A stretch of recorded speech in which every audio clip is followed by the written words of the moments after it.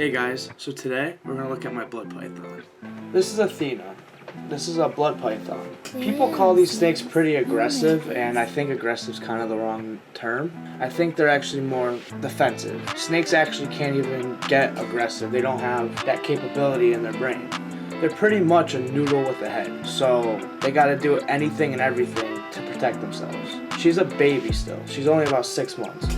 So her main goal is to stay alive. She wants to survive. She wants to grow up, and I can't blame her. She's currently in shed, and blood pythons tend to not even have their first shed until the first 6 months, and then after 6 months they'll have their first shed. You can tell by the color of her tail and the color of her eyes how they're starting to look a little bluish gray. It's called bluing, and that's pretty much the process of the snake shedding. Blood pythons are very, very insecure snakes. They like tight quarters. I originally had her in a little 1-foot tank. When she, for the first maybe like month, she's outgrown and she can't even really move in it. But I had to take her out of there and put her in a 10-gallon, and she's thriving. I currently have her eating on rat pups, and she's absolutely loving it. There's a couple things you need to make sure you have when you have a blood python. You need to make sure that their tank has a humidity around 70 to 85%. That's prime for them. They actually come from a swampy area in Malaysia, so they love wet. They even love soaking in their water bowl. Make sure you have a big, nice water bowl for them. They need their temps around 85 to 88 on their hot side and around 80 to like 72 on their cool side. When these guys get past 90, they tend to get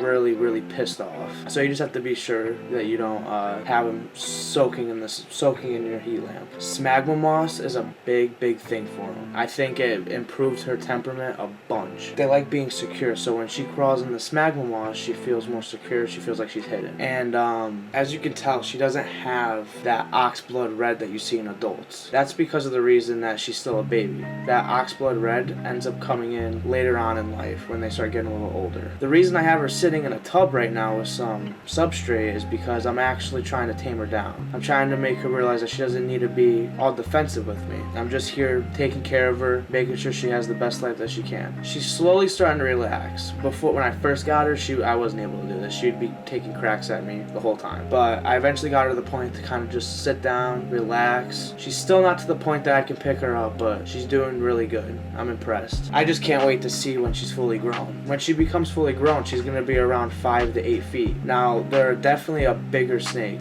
They're actually a short tail. Short tail pythons are a more girthier snake. She looks fat, but she's super athletic. And her strike speed is crazy. It's like having a normal ball python, but with the girth of a Burmese. It's crazy. They're absolutely stunning snakes. Like, look how beautiful she is. And a good way to determine if she is defensive, or if your blood python is defensive, you'll see really rapid breathing. When they have that rapid breathing, that's them being scared and hyperventilating. And that's something that you need to just pay attention to. You don't want to overstress your snake. I actually have one of these snake hooks, so when she is getting really stressed out, I kind of just give her a little pet like this. You can tell she's starting to get really reactive, like what's going on, why is there something touching me, but she tends to take well to this treatment that I'm doing. I do this when she's really stressed out and nervous, because I don't want her to associate my hands when she's nervous, because if she thinks that whenever my hands touch her she needs to be nervous, I'll never be able to tame her down. From what I've been seeing, it's been working. She's still S-ing up,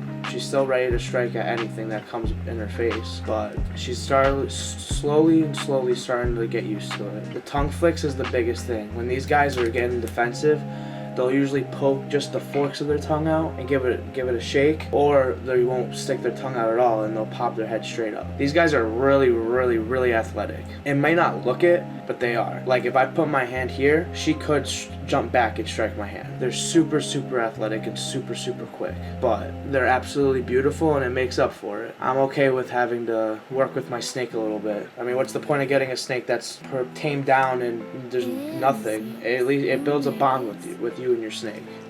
Even though that snakes don't have the ability to like show affection and love, but I love the snake to death. She just can't, her brain won't let her. What a gorgeous snake, honestly. I know I said it a couple times, but I recommend blood pythons to anyone. If you're a beginner and you're getting your first snake, I would not recommend a blood python. I'd probably go with a ball python, or maybe a colubrid, like a rat snake or a milk snake or a corn snake.